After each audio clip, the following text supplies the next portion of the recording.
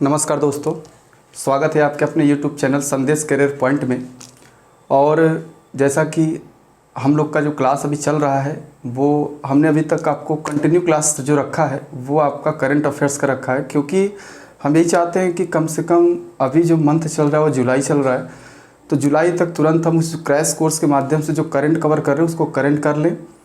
कुछ लोगों का कमेंट भी आया था कि सर हिस्ट्री क्लास लीजिएगा, ज़रूर लेंगे और बहुत धमाकेदार लेंगे क्लास, आप इस बिल्कुल टेंशन मत लीजिएगा। हिस्ट्री भी आपको मैं पढ़ाऊंगा, लेकिन जो चीज़ें मैं आपको पढ़ा रहा हूँ उस चीज़ों को आप ध्यान रखिए और कोशिश यही करिए कि जो चीज़ें आपको बताई जा रही है पहले उसको आप कंप्लीट कर लीजिए, ठीक है।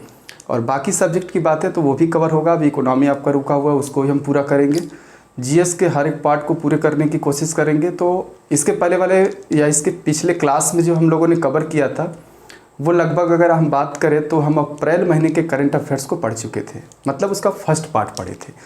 आज उसका सेकेंड पार्ट लेकर आए हम और बहुत ही महत्वपूर्ण प्रश्नों की बात करेंगे आज। तो चलिए आज वीडियो को स्टार्ट करते हैं और इसमें आज का पहला प्रश्न लेते हैं आपके लिए, ठीक है। चलिए, ये आपका पहला प्रश्न, ध्यान से देखिएगा। क्वेश्चन दिया है कि हाल ही में महामारी रोग अधिनियम में संशोधन कर स्वास्थ्य कर्मियों पर हमला गैर जमानती अपराध की श्रेणी में रखा गया है। ये अधिनियम लाया गया था।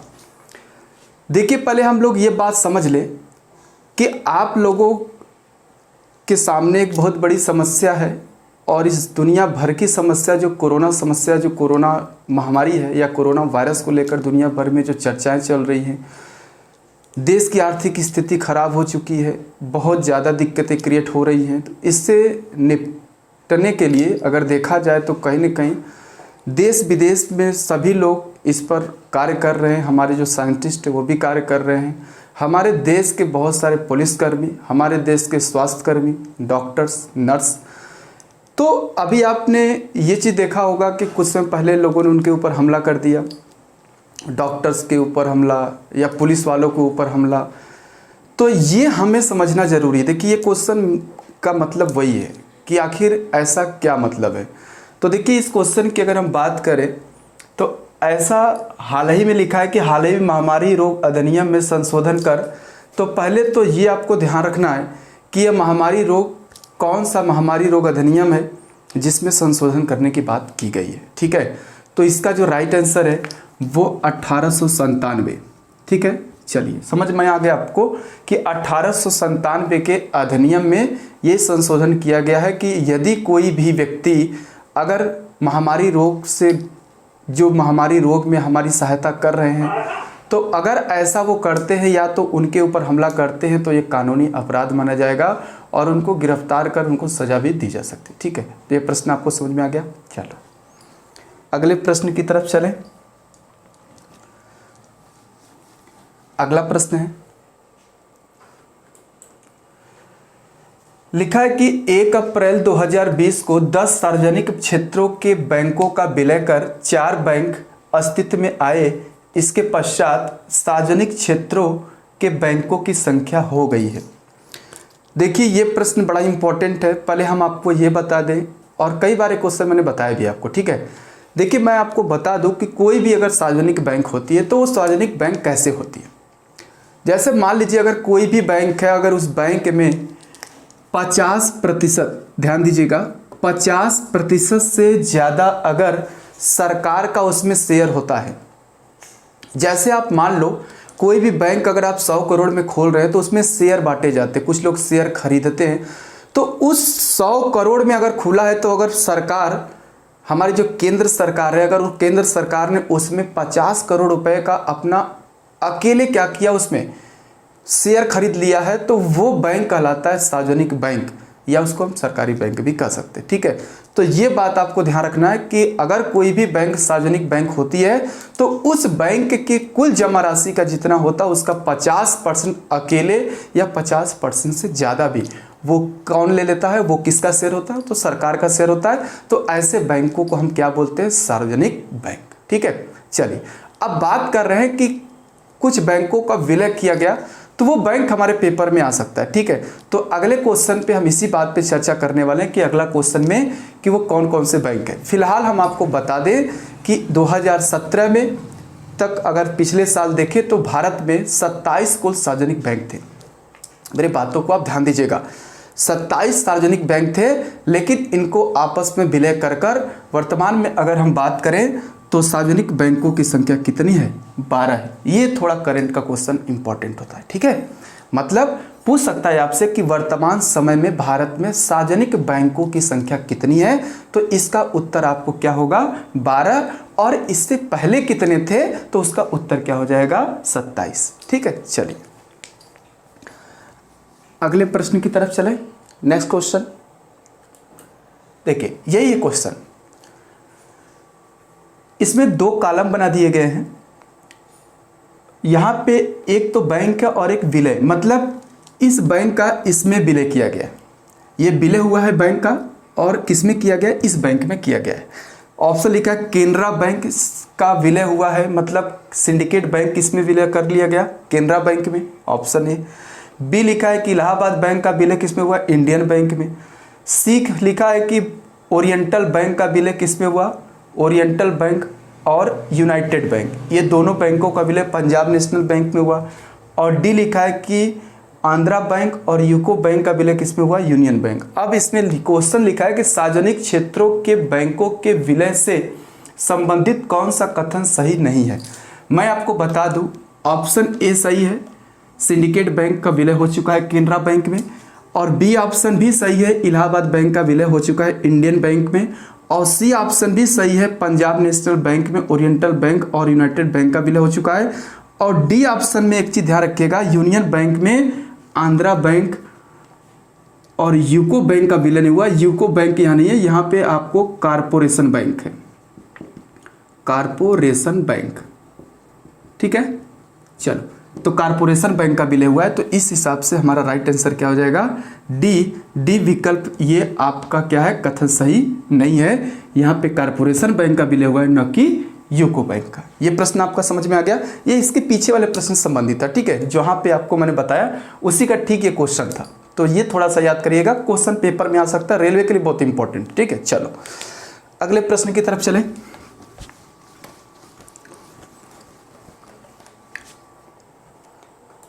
अगला प्रश्न लिखा है, प्रत्येक वर्ष 1 अप्रैल को कौन सा राज्य अपना स्थापना दिवस मनाता है? देखिए, बहुत सारे ऐसे राज्य हैं जो कि अपना स्थापना दिवस मनाते हैं, और आप भी देखे होंगे, और इससे पिछले वाले क्लास में भी मैंने बहुत सारे क्वेश्चन इस टाइप के करवाए भी थे। तो ऐसे प्रश्न पूछ लेता है कभी कभी एग्जाम में, तो उस हिसाब से अगर हम देखें तो वो क्वेश्चन आपके सामने है।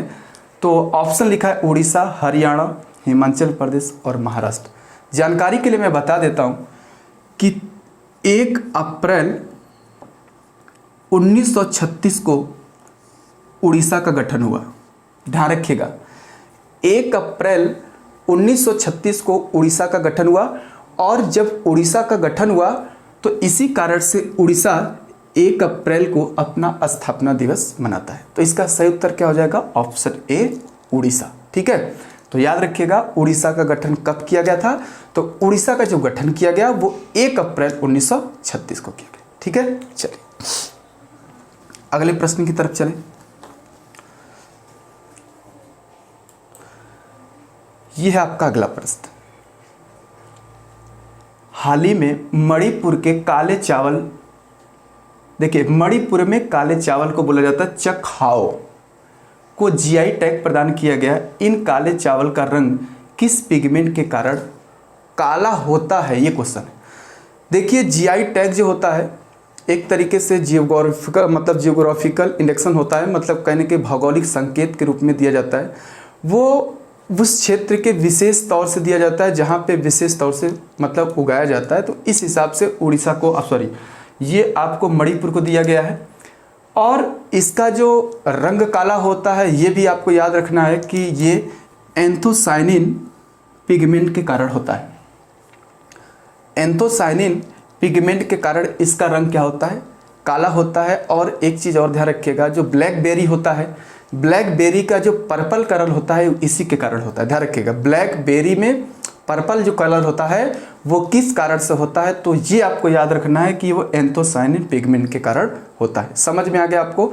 देखिए कुछ नहीं है, भौगोलिक जीआई टैग का मतलब होता है, जैसे आप लोग बहुत सारे पढ़े होंगे, उड़ीसा की कंधमाल हल्दी, कई कई जैसे देखिए बनारस का आपको देखे होंगे कि आपका बनारस का जो पान है, उसके बाद लखनऊ का देखे होंगे, महाराष्ट्र का अल्फांसो आम है, तो इन सबको, आगरा का पेठा है, तो इन सबको जीआई टैग प्रदान किया गया है, तो वही से संबंधित है। ठीक है, चलिए अगले प्रश्न की तरफ चलें।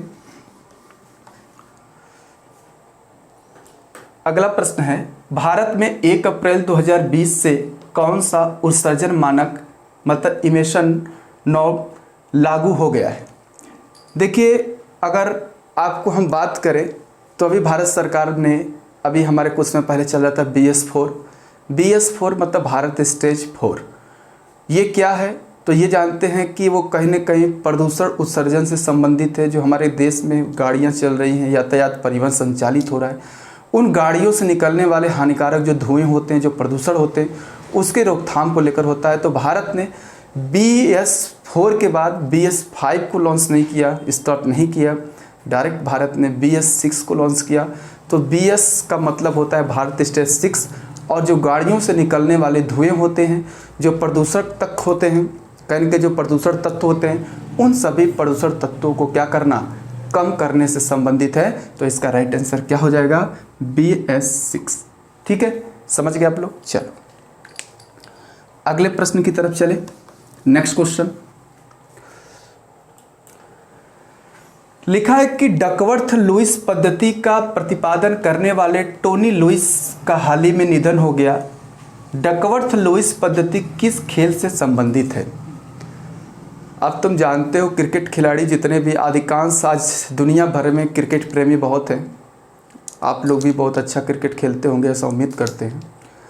लेकिन ये रूल्स आप अच्छी तरह जानते हैं कि ये क्या होता है। तो इस जो रूल्स को बनाया गया था वो इसलिए बनाया गया था कि अगर बरसात होने लगे, मैच स्टार्ट हुआ या मैच बीच में फंस गया बारिश के चलते, तो ये टोनी लुईस के द्वारा एक व्यवस्था बनाई गई थी। कब बनाई गई थी, 1997 में।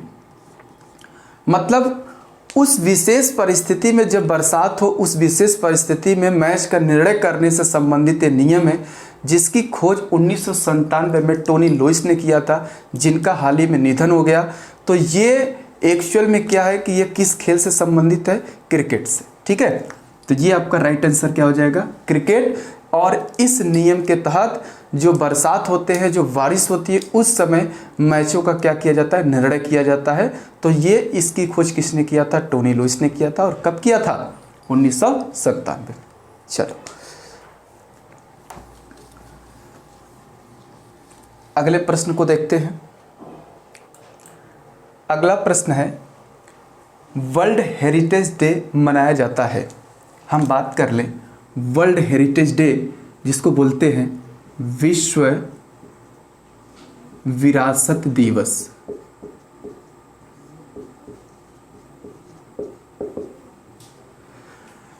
तो आपको मैं बता दूं, विश्व विरासत दिवस जो मनाया जाता है वो आपको मालूम होना चाहिए वो कितनी तारीख को मनाया जाता है, 18 अप्रैल को, याद रखना। और अगर हम बात करें विश्व विरासत दिवस 2020 की थीम, अगर आपसे पूछे, मैं बार बार बोलता हूं कि पेपर में थीम पूछ लेता है, तो आप एक दो बार अगर इसका नाम याद रखेंगे तो वहां पे जब ऑप्शन मिलेगा तो आप आंसर कर सकते हैं। ठीक है, तो इसका थीम याद रखिएगा। इसका जो थीम है वो शेयर्ड कल्चर, शेयर हेरिटेज और शेयर रिस्पॉन्सिबिलिटी।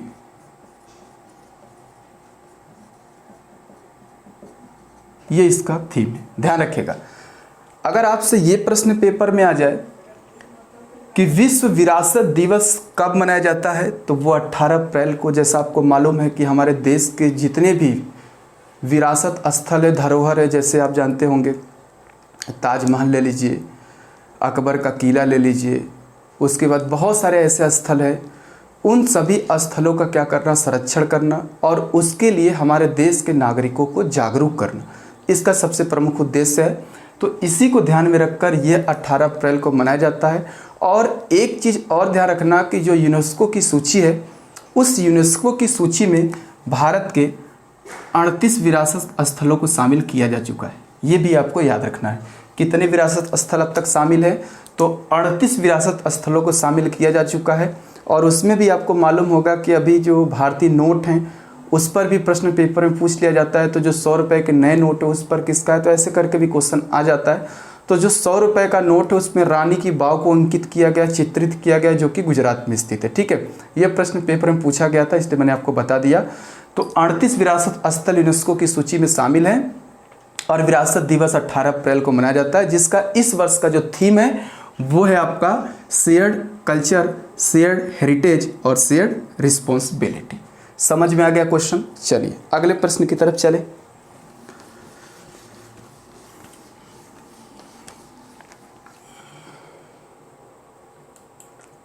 अगला प्रश्न आपके सामने है।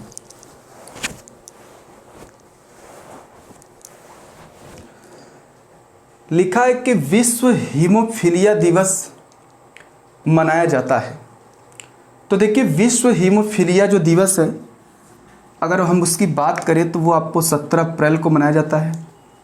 और विश्व हीमोफीलिया की बात कर ले तो हीमोफीलिया एक आनुवांशिक बीमारी होती है, जेनेटिक डिसऑर्डर के कारण होने वाली बीमारी है, जिसमें व्यक्ति के रक्त का थक्का नहीं जमता है और जिसका वाहक मादा को माना जाता है। ठीक है, मतलब महिला को इसका वाहक माना जाता है, जो कि सबसे पहले इंग्लैंड की रानी विक्टोरिया को माना गया था कि उनको हुआ था। तो इस तरीके से अगर ये क्वेश्चन पूछा जाए तो जैसे रक्त का थक्का न जमना, जैसे हमको चोट लगे और ब्लड क्लॉटिंग ना हो, ब्लड निकलता जाए, तो ऐसी ही बीमारी को हम क्या बोलते हैं, हीमोफीलिया, जो कि एक तरीके से जेनेटिक डिजीज है, अर्थात आनुवंशिकी रोग है। और इस वर्ष अगर हम बात करें 2020 में इसकी थीम क्या थी, तो वो आपको याद होना चाहिए। इसकी थीम जो थी, अगर हम इसकी थीम की बात कर लें तो गेट इन्वॉल्व्ड, ये इस बार की इसकी थीम रही है विश्व हीमोफीलिया दिवस की। ठीक है, तो ये आपको याद रख लेना है कि इसकी थीम क्या है, गेट इन्वॉल्व्ड। और ये कब मनाया जाता है, तो 17 अप्रैल को। ये बीमारी कैसी है, एक आनुवंशिक जड़ी, मतलब आनुवंशिक रोग है। ठीक है, चलो हो जाएगा क्वेश्चन। अगले प्रश्न को देखते हैं। बढ़िया प्रश्न है, इसकी चर्चा भी मैंने आपको कर ही दिया है। ठीक है, पिछले क्लास में अगर आप देखे होंगे तो उसमें मैंने क्वेश्चन बताया था। तो एक काम करते हैं, इसको थोड़ा और देख लेते हैं अच्छे से। 3 अप्रैल को ओलंपिक काउंसिल ऑफ एशिया में होंगझोउ, जो चीन में होने वाला है, मतलब आपको पता है कि 2018 का जो एशियाई खेल हुआ था, आपको पता है इंडोनेशिया के जकार्ता में हुआ था। लेकिन 2022 का जो एशियाई खेल होने वाला है वो कहाँ होने वाला है, चाइना में होने वाला है, होंगझोउ चीन में होने वाला है। तो उसके लिए एक शुभंकर, एक्चुअल में मस्कट जिसको बोलते हैं, मस्कट का अनावरण किया गया। उसका नाम पूछ रहा है, जो कि आगे पेपर में आपको देखने को मिलेगा। तो उसका जो नाम है वो इसमें 3 रोबोट को दर्शाया गया है। ध्यान रखिएगा, मैं पिक्चर आपको नहीं दिखा सकता, लेकिन मैं बता सकता हूँ कि 3 रोबोटों को दर्शाया गया है। और उन 3 रोबोटों का जो संयुक्त रूप से नाम दिया गया है वो इसका नाम है स्मार्ट ट्रिपलेट्स। ध्यान रखिएगा, ये क्वेश्चन पेपर में आपको आने वाले समय में देखने को मिल सकता है। ठीक है, तो स्मार्ट ट्रिपलेट्स इसका नाम है, तीनों को संयुक्त रूप से इसका नाम दिया गया है। तो इसका अगर आपसे क्वेश्चन ये पूछे कि 2018 का एशियाई खेल का आयोजन कहाँ किया गया था, तो वो आपको याद होना चाहिए कि इंडोनेशिया की राजधानी जकार्ता में हुआ था। अगर 2022 की पूछे तो 2022 के हम क्या बताएंगे, होंगझोउ चीन में आयोजित किया जाएगा, जिसका शुभंकर क्या है, तो ये आपको याद रखना है कि स्मार्ट ट्रिपलेट्स है, जो कि 3 रोबोट को दर्शाया गया, तीनों को संयुक्त रूप से नाम रखा गया स्मार्ट ट्रिपलेट्स। ठीक है, हो जाएगा क्वेश्चन। चलो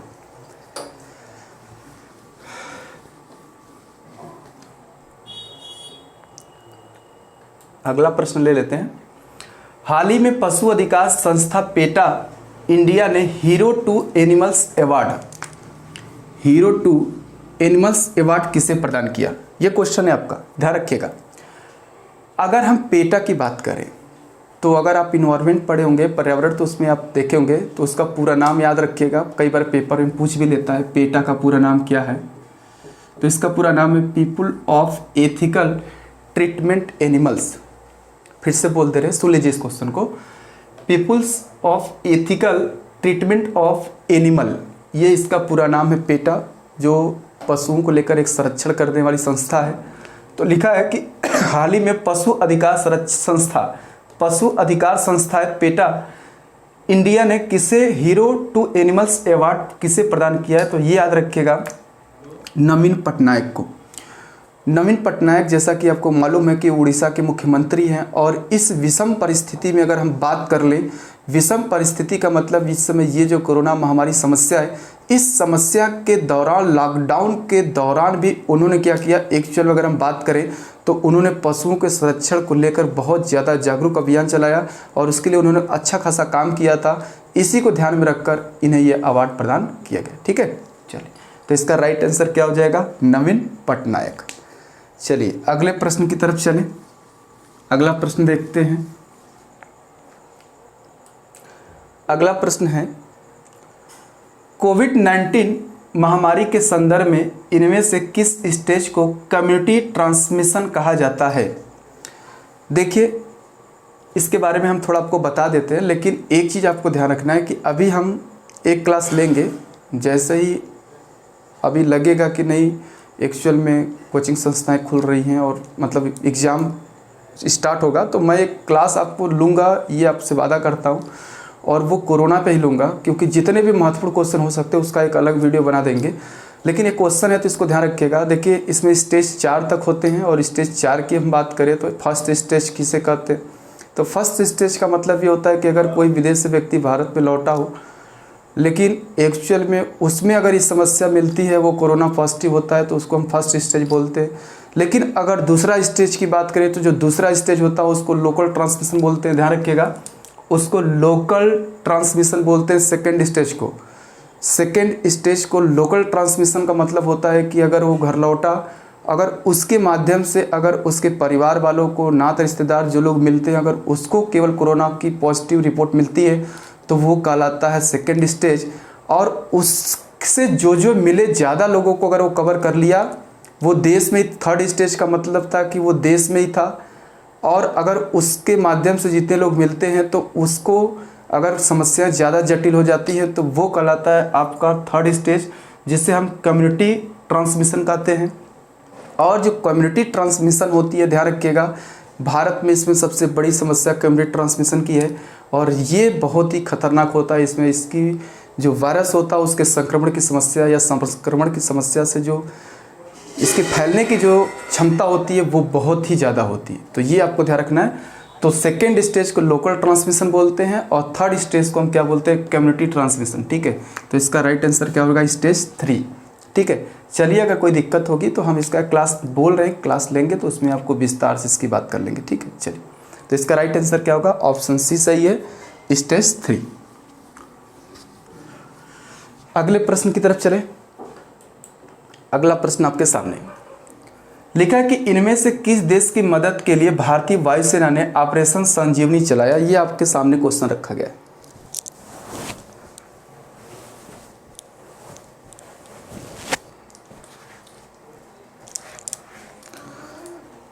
ऑप्शन लिखा है नेपाल, मलेशिया, मालदीव, भूटान। देखिए, मैं आपको बता दूं, ये भारतीय वायुसेना के द्वारा जो ऑपरेशन चलाया गया था संजीवनी, वो किस लिए चलाया गया? तो वो याद रखिएगा, 6.2 टन एक्चुअल में अगर देखा जाए तो कहीं ना कहीं ये भारी भरकम अगर हम बात करें तो ये जो दवा को सप्लाई किया था भारतीय वायुसेना ने मालदीव की सहायता के रूप में, तो ये वहाँ तक ये दवा पहुँचाई गई थी। बहुत महत्वपूर्ण दवा थी जो वहाँ के लिए ज़रूरी था, और वहाँ की सरकार से मांग की गई थी। तो इसको लेकर ये एक ऑपरेशन चलाया गया था हमारे भारतीय वायुसेना के द्वारा। तो इस मिशन का नाम क्या था? भारत आपका ऑपरेशन संजीवनी। और किस देश में चला गया था, किसके लिए? तो ये आपका मालदीव। राइट आंसर क्या हो जाएगा? मालदीव। ठीक है, चलो अगले प्रश्न की तरफ चले। अगला प्रश्न ये रहा आपके सामने, विश्व स्वास्थ्य दिवस मनाया जाता है, ये है आपका प्रश्न। समझ गए? क्वेश्चन दिख रहा है आपको? यही क्वेश्चन, विश्व स्वास्थ्य दिवस मनाया जाता है। तो देखो, विश्व स्वास्थ्य दिवस जो मनाया जाता है वो आप जानते हैं, बहुत महत्वपूर्ण क्वेश्चन है, और एक्चुअल में ये 7 अप्रैल को मनाया जाता है। देखो 7 अप्रैल को मनाया जाता है। 7 अप्रैल 1948 को ये पहली बार मनाया गया था, जैसा कि इसी समय इसकी स्थापना भी की गई थी विश्व स्वास्थ्य संगठन की। और ये आपको ध्यान रखना है कि जिसका अगर हम हेडक्वार्टर की बात करें तो इसका मुख्यालय कहाँ है, जिनेवा में, जो कि कहाँ पड़ता है, स्विट्जरलैंड में। ठीक है, तो ये 7 अप्रैल को मनाया गया। और इस वर्ष की इसकी थीम आपको याद रखना है, थीम जो कि हमारे देश में, दुनिया भर में इस बार इसकी जो थीम बनाई गई है वो डॉक्टर्स और नर्स के ऊपर बनाया गया है।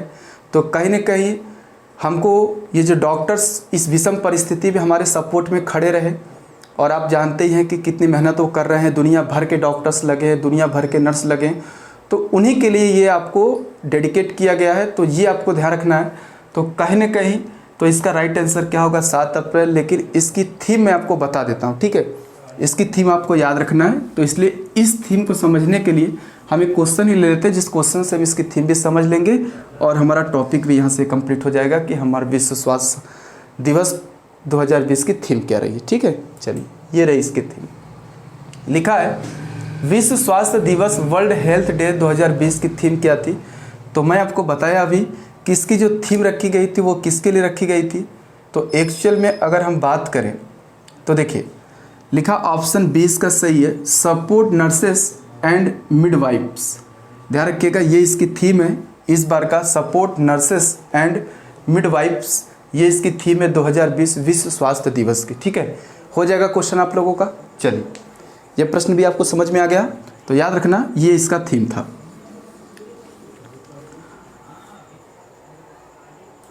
ये रहा आपका अगला प्रश्न। लिखा है वर्ष 2020 के लिए Wisden leading cricketer in the world किसे चुना गया। देखिए विजडन की अगर हम बात करें तो विजडन एक पत्रिका है, कहीं ना कहीं जो क्रिकेट का बाइबिल के नाम से जाना जाता है। मतलब क्रिकेट का जो बाइबिल बोलते हैं उसको विजडन नामक पत्रिका को बोलते हैं, जो इंग्लैंड में प्रकाशित होती है। ये बात आपको ध्यान रखना है। तो एक बात आपको पता होना चाहिए कि अगर क्रिकेट का बाइबिल कहा जाए तो विजडन, और ये जो अवार्ड है Wisden leading cricketer in the world किसे चुना गया, तो ये है आपका बेन स्टोक। ध्यान रखिएगा बेन स्टोक्स जो हैं वो आपको मालूम होना चाहिए कि वो एक क्रिकेट खिलाड़ी हैं और वो कहाँ के, इंग्लैंड के ऑलराउंडर माने जाते हैं। तो उन्हीं को एक्चुअल में ये इसलिए इस बार का इनको चुना गया है। तो ये आपको याद होना चाहिए बेन स्टोक्स। बेन स्टोक्स कहाँ के खिलाड़ी हैं, इंग्लैंड के। और स्टीव स्मिथ को तो आप जानते ही हैं, वो ऑस्ट्रेलिया के खिलाड़ी। विराट कोहली और रोहित शर्मा को तो आपको पता ही है। ठीक है, चलो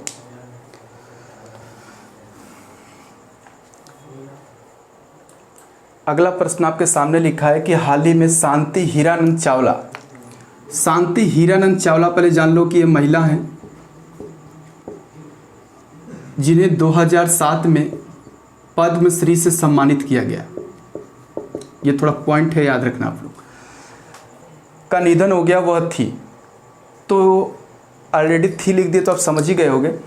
तो एक्चुअल में शांति हीरानंद चावला जो थी उनका हाल ही में निधन हुआ, अप्रैल में निधन हो गया। तो वो जो संबंधित थी वो शास्त्रीय संगीत गायिका थी। तो ये इसका राइट आंसर हो जाएगा, शास्त्रीय संगीत गायिका से संबंधित है। और अगर इनको अगर पद्मश्री से जो सम्मानित किया गया तो वो 2007 में भारत सरकार के द्वारा इनको पद्मश्री से भी सम्मानित किया जा चुका है। ठीक है, तो हो जाएगा क्वेश्चन। चलिए अगले प्रश्न की तरफ चले। अगला प्रश्न, इनमें से कौन सा देश 2020 तक एशियाई विकास बैंक का सबसे बड़ा कर्जदार है। बढ़िया क्वेश्चन है, ध्यान रखिएगा। ऑप्शन लिखा है चीन, पाकिस्तान, रूस, भारत। देखिए एडीबी की बात करें, एशियाई विकास बैंक जो है वो एक्चुअल में एशियाई विकास बैंक जिसकी स्थापना 1967 में की गई थी। और अगर हम बात करें तो एक चीज़ आपको ध्यान रखना है कि इसका जो हेडक्वार्टर है वो मनीला में है। मनीला कहाँ पड़ता है, फिलीपींस में, मनीला में स्थित है मनीला। और भारत इसका सबसे बड़ा कर्जदार है, ये भी आपको याद रखना है। इसका सही उत्तर है भारत। भारत के ऊपर अभी जो इसका कर्ज है वो $30 बिलियन का कर्ज है। ध्यान रखिएगा $30 बिलियन का भारत के ऊपर इसका कर्ज है। और अभी एशियाई विकास बैंक एडीबी ने कोरोना समस्या से निजात पाने के लिए, अगर हम बात करें, कोरोना के लिए एक अलग फंड भी दिया है। तो वो 1.5 बिलियन डॉलर का इसने फंड दिया है, तो ये भी याद रखना। तो अगर पेपर में पूछा जाए एशियाई विकास बैंक में सबसे बड़ा कर्जदार कौन है, तो वो आपका राइट आंसर क्या हो जाएगा, भारत, जिसके ऊपर 30 बिलियन डॉलर का क्या है, कर्ज है। ठीक है, चलो अगले प्रश्न की तरफ चले। अगला प्रश्न है कि किरण मजूमदार शाह इनमें से किस भारतीय कंपनी के संस्थापक हैं। देखिए, किरण मजूमदार जो शाह है वो एक महिला उद्योगपति हैं, महिला की बात करें, और इनको अगर हम बात करें तो मेडिकल लिस्ट जो रैंक जारी की गई थी ऑल वर्ल्ड में, उसमें 60 लोगों का नाम उस सूची में डाला गया था, जिस सूची में इनका भी नाम है, किरण मजूमदार शाह, जो कि आपको जानते हैं कि बायोकॉन कंपनी जो इसकी संस्थापक मानी जाती हैं। तो ये प्रश्न पेपर में कई बार से पूछा गया, तो मैं आपको बता देना चाहता हूँ कि क्वेश्चन थोड़ा इंपॉर्टेंट है कि बायोकॉन कंपनी के संस्थापक हैं, और बायोकॉन कंपनी की संस्थापक कौन है, किरण मजूमदार शाह। तो इस प्रकार से हमारा राइट आंसर क्या होगा, बायोकॉन। ठीक है, तो इसका उत्तर क्या कर सकते हैं, बायोकॉन। ठीक है, हो जाएगा। चलो अगले प्रश्न की तरफ चलें। हाल ही में इनमें से किस राज्य सरकार ने जीवन व्यक्ति योजना शुरू की है। देखिए, अगर हम इस योजना की बात कर लें तो इसमें क्या है आपको मैं समझा दूं। इसका पहले उत्तर आप याद कर लो। इसका सही उत्तर है मध्य प्रदेश। मध्य प्रदेश की शिवराज सिंह चौहान सरकार ने एक योजना स्टार्ट किया था। हालांकि इससे पहले तो कमलनाथ की सरकार थी, उन्होंने ही लॉन्च किया था, इसको स्टार्ट किया था। लेकिन ये योजना क्या है, तो आपको पता है कि यह मध्य प्रदेश में शहरी महिलाओं के लिए योजना स्टार्ट किया गया, जिसमें मध्य प्रदेश की जो शहर में रहने वाली महिलाएं हैं वो घर बैठे लोगों की सुरक्षा को ध्यान में रखते हुए वो मास्क निर्माण कर सकती हैं। और मास्क निर्माण करने के लिए उनको सरकार के द्वारा वित्तीय सहायता भी प्रदान किया गया, और सरकार ने उनके प्रत्येक मास्क बनाने पर 11 रुपये उनको देने की बात भी की थी। मतलब उनके एक मास्क की कीमत सरकार ने 11 रुपये रखा था, जो कि उनको ऑनलाइन अगर हम बात करें तो उनके खाते में वो ट्रांसफ़र किया जा रहा था। तो इसी से संबंधित योजना है, ये बात आपको ध्यान रखना है, मास्क निर्माण करने से। और मध्य प्रदेश में शहर के जो महिलाएं हैं वो मास्क का निर्माण करेंगी सरकार की वित्तीय सहायता से, और उनको मास्क का 11 रुपये प्रति मास्क उनको सरकार क्या करेगी, अदा करेगी। ठीक है, चलिए अगले प्रश्न की तरफ चलें। इनमें से कौन सा राज्य मनरेगा महात्मा गांधी राष्ट्रीय ग्रामीण रोजगार गारंटी योजना अर्थात नरेगा के तहत अगर हम बात करें सबसे ज़्यादा श्रमिकों को रोजगार प्रदान करने वाला राज्य है। तो जैसा आपको मालूम है, नरेगा एक्चुअल में 2008 में मनरेगा हुआ। तो नरेगा कई बार पेपर में ये क्वेश्चन भी पूछ लेता है कि इसका पूरा नाम क्या है। National agriculture rural employment guarantee act, ये अधिनियम है 2004-05 में लाया गया, और यह अधिनियम को संसद द्वारा पारित फरवरी 2006 में हुआ। उसके बाद 2008 में इसमें महात्मा गांधी का नाम जोड़ दिया गया। तो ये महात्मा गांधी कहीं न कहीं राष्ट्रीय ग्रामीण रोजगार गारंटी योजना का नाम इसका पड़ा। और इसकी अगर हम बात करें तो हमारे पूरे देश में जो 78 लाख मजदूर कहीं न कहीं इस योजना से लाभान्वित हैं, जिससे कि वो रोज़गार पाते हैं। उसमें अगर हम बात करें तो छत्तीसगढ़, ध्यान रखिएगा, ये छत्तीसगढ़ इसका राइट आंसर है। छत्तीसगढ़ में अकेले 19 लाख श्रमिक नरेगा में लगे हुए हैं।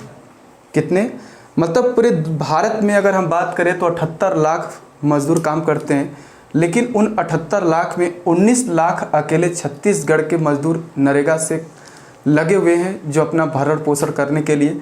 और यह छत्तीसगढ़ की कुल जनसंख्या में, ध्यान रखिएगा, छत्तीसगढ़ की कुल जनसंख्या में जो इनका योगदान है वो अकेले 24% का है।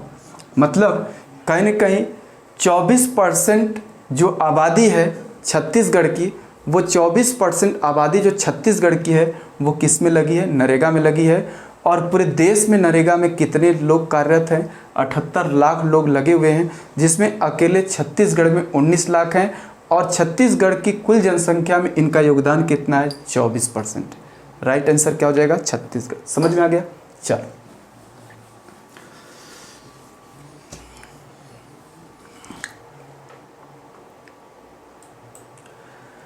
लिखा है कि हाल ही में किसे संयुक्त राष्ट्र अर्थात यूएन यूनाइटेड नेशंस में भारत के अगले राजदूत प्रतिनिधित्व के रूप में नियुक्त किया गया है। मतलब कहीं न कहीं परमानेंट रिप्रेजेंट करने वाले जो होते हैं उनको नियुक्त किया गया। तो इसका आपको उत्तर समझ लेना है। तो इस टी.एस. त्रिमूर्ति इसके राइट आंसर है। टी.एस. त्रिमूर्ति क्वेश्चन बहुत इंपॉर्टेंट है, ध्यान रखना, ये पेपर में आपसे पूछ सकता है। तो टी.एस. तो ये रिप्रेजेंटेटिव होंगे और मतलब कहीं ना कहीं देखा जाए तो परमानेंट। तो ये आपका कहाँ पर यूएनओ में भारत के तरफ से कौन होंगे? टी.एस. त्रिमूर्ति। फिर से बोल देते हैं टी.एस. त्रिमूर्ति ये अस्थायी प्रतिनिधित्व करेंगे भारत की तरफ से कहाँ पे? यूएनओ में। ठीक है, चलिए अगले प्रश्न की तरफ चलें। अगला प्रश्न है खोंगजोम दिवस किस राज्य या केंद्र शासित प्रदेश में मनाया जाता है? देखो अगर हम बात करें तो खोंगजोम जो दिवस है यह 23 अप्रैल को मनाया जाता है। और ये कहाँ मनाया जाता है? मणिपुर में मनाया जाता है। क्यों मनाया जाता है? तो मैं आपको बता दूं, एक्चुअल में 1891 में आंग्ल मणिपुर युद्ध हुआ। मणिपुर और अंग्रेजों के बीच युद्ध हुआ था और इस युद्ध में अगर हम बात करें तो मणिपुर हार गया था। और इस युद्ध में जो मणिपुर के लोग शहीद हुए थे, जिन लोगों ने अपने जान न्यौछावर कर दिए थे, उन्हीं की स्मृति में मणिपुर में प्रतिवर्ष अगर हम बात करें तो 23 अप्रैल को यह दिवस मनाया जाता है। ये आपको याद रखना है कि ये खोंगजोम जो दिवस है ये पेपर में बहुत इम्पोर्टेंट है और कई बार ये वनडे एग्जाम में पूछा भी गया है। तो आपसे दिवस न पूछकर ये भी पूछ सकता है कि खोंगजोम दिवस किस राज्य में मनाया जाता है। ये ऐसे क्वेश्चन में आ सकता है पेपर में। तो ऐसा ही क्वेश्चन यहाँ पे लिखा भी गया है। तो इसका राइट आंसर क्या हो जाएगा? मणिपुर। और ये कब मनाया जाता है? 23 अप्रैल को मनाया जाता है। क्यों मनाया जाता है? क्योंकि 1891 में अंग्रेजों और मणिपुर के ये बीच जो युद्ध हुआ उसमें जो लोग शहीद हुए मणिपुर की तरफ से, उनकी स्मृति में या उनकी याद में मनाया जाता है। ठीक है, चलिए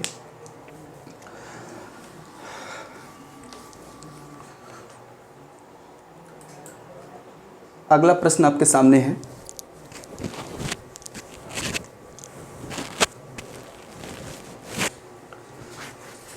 लिखा है कि सुजलाम सुफलाम जल संचय अभियान किस राज्य सरकार की जल संरक्षण योजना है? तो ये याद रखिएगा, ये जो योजना है वो गुजरात सरकार की एक योजना है। इस योजना का मतलब ये है कि कहीं ना कहीं अगर हम बात करें तो इस योजना में मानसून आने से पहले जो नदियां होती हैं, जो झील होते हैं, जो तालाब होते हैं, उनका घेरा करना, बंदी करना कि जिससे कि पानी बाहर न जाने पाए, इससे संबंधित है, ध्यान रखिएगा। मतलब मानसून आने के पहले नदियों का, झीलों का, बांधों का क्या करना, एक तरीके से घेराव करने से संबंधित योजना है। तो ये योजना किस राज्य सरकार ने चलाया है? तो गुजरात सरकार ने चलाया है। ठीक, मतलब बरसात, मानसून आने से पहले, बारिश स्टार्ट होने से पहले नदियों, तालाबों, झीलों का क्या करना? घेराबंदी करना। ठीक है, खुदाई कर कर। हाल ही में चर्चा में रहा अरुणाचल प्रदेश में दापो रिजो पुल, ध्यान रखिएगा पुल का नाम क्या है? दापो रिजो पुल। दापो रिजो जो पुल है का निर्माण किस नदी पर किया गया है? ये आपका प्रश्न है। दापो रिजो पुल का निर्माण किस नदी पर किया गया? तो इसका जो उत्तर है वो है आपका पता होगा कि सुबनसिरी नदी। ध्यान रखिएगा, सुबनसिरी जो नदी है वो ब्रह्मपुत्र की सहायक नदी है। किसकी है? ब्रह्मपुत्र की सहायक नदी है। और इस पुल के निर्माण करने का उद्देश्य था कि भारत और जो चाइना है, भारत चाइना के बीच जो राजमार्ग से व्यापार होता है उसको क्या करना? सुलभ बनाना। उसी से संबंधित या उसी को ध्यान में रखकर यह पुल का निर्माण किया गया। तो आने वाले प्रश्न में या आने वाले पेपरों में आपसे क्वेश्चन ये पूछ सकता है कि दापो रिजो पुल का निर्माण किस नदी पर किया गया है? तो ये याद रखिएगा कि यह किस नदी पर किया गया है? सुबनसिरी नदी पर। और सुबनसिरी नदी किस नदी की सहायक नदी है? तो ब्रह्मपुत्र नदी की सहायक नदी है, जो कि मानसरोवर तिब्बत से निकलती। ठीक है, चलिए अगला प्रश्न है आपके सामने।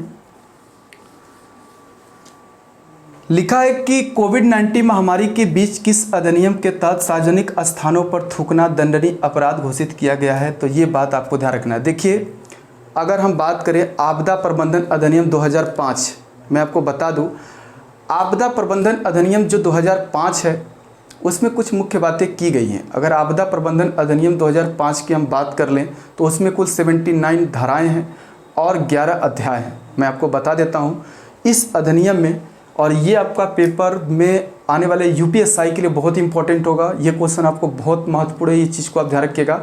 तो आपदा प्रबंधन अधिनियम भी पूछ सकता है कि कब पारित हुआ था, ये 2005 में पारित हुआ। उसमें ये कहा गया कि एक्चुअल में अगर हमारे देश में किसी भी प्रकार की आपदा आती है तो उस समय राज्य सरकार को निष्क्रिय कर दिया जाता है। कोई भी निर्णय जो लेता है वो आपका गृह मंत्रालय, केंद्रीय गृह मंत्रालय लेता है। अगर उस समय की बात करें तो कहीं न कहीं लिखा ये क्वेश्चन है कि स्थानों पर थूकना, अर्थात अगर आप वहाँ पे आपदा के समय सहकारी कर्मचारियों के साथ या सरकारी जो स्वास्थ्य सेवाएं दे रहे हैं या तो आपकी हेल्प कर रहे हैं, अगर उनके साथ आपका व्यवहार गलत होता है तो इस धारा 51, ध्यान रखिएगा, ये एक धारा है उसका 79 में से एक धारा आपका 51 है।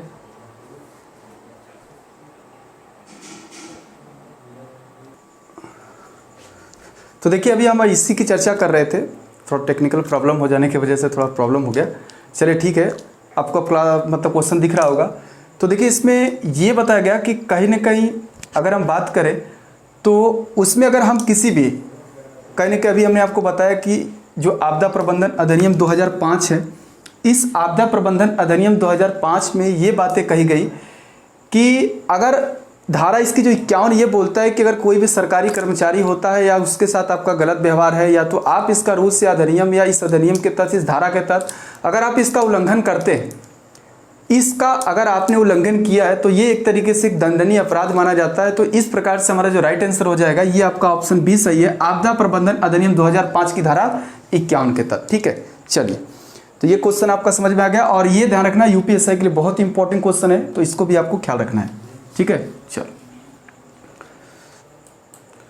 तो आज का इसमें हमने आपको लगभग 25 क्वेश्चन करवा दिए हैं, और 25 क्वेश्चन पिछले क्लास में करवाया था, मतलब इसका फर्स्ट पार्ट में, और आज का एक क्लास हो गया, सेकेंड पार्ट इसका हो गया। लगभग हम लोग अप्रैल के 50 क्वेश्चन अब तक कर चुके हैं। ठीक है, और एक पार्ट इसका और देंगे हम आपको जो कि बहुत ही महत्वपूर्ण होगा। देखिए क्वेश्चन कम देखिए लेकिन उसमें इम्पोर्टेंट हो, उसमें पॉइंट हमारे पेपर के लिए कितना जरूरी है वो चीज़ आपको ध्यान रखना है। ठीक है, नहीं तो मैं तो 75 क्वेश्चन में आपको 10 मिनट 15 मिनट में बोल दूँ फटाफट, लेकिन वो हम नहीं चाहते। आप क्वेश्चन के कॉन्सेप्ट को भी समझते चलिए। ठीक है, और अगर हमारा वीडियो आपको अच्छा लगे तो लाइक करें, सब्सक्राइब करें, और बहुत ज़्यादा से ज़्यादा लोगों को भी आप क्या करें, शेयर करें, जिससे हमारा भी थोड़ा मनोबल ऊंचा हो।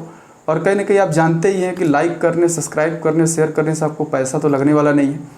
अगर आपका इतना प्रोत्साहन हमारे साथ रहेगा तो हम उसके लिए प्रोत्साहित होंगे। अगर हम प्रोत्साहित होंगे भाई थोड़ा, तो वीडियो बनाएंगे और अच्छा वीडियो आपको देने की कोशिश करेंगे, जो इस विषम परिस्थिति में भी आपका हमेशा से क्या करेगा, सपोर्ट करेगा, और आने वाले एग्ज़ाम के लिए भी आपके लिए अति महत्वपूर्ण होगा, अर्थात आप आने वाले एग्ज़ाम में भी उससे लाभान्वित होंगे। तो चलिए ये भी हमारा एक प्रयास है, और उस प्रयास को आप लोग उसका बेनिफिट लेने की कोशिश करिए, उसका फ़ायदा लेने की कोशिश करिए, और हम ऐसी कामना करते हैं कि आप जो हम कर रहे हैं या तो जो हम वीडियो बना रहे हैं वो आपके लिए ज़्यादा से ज़्यादा का हो लाभान्वित हो। ठीक है, चलिए बहुत बहुत धन्यवाद।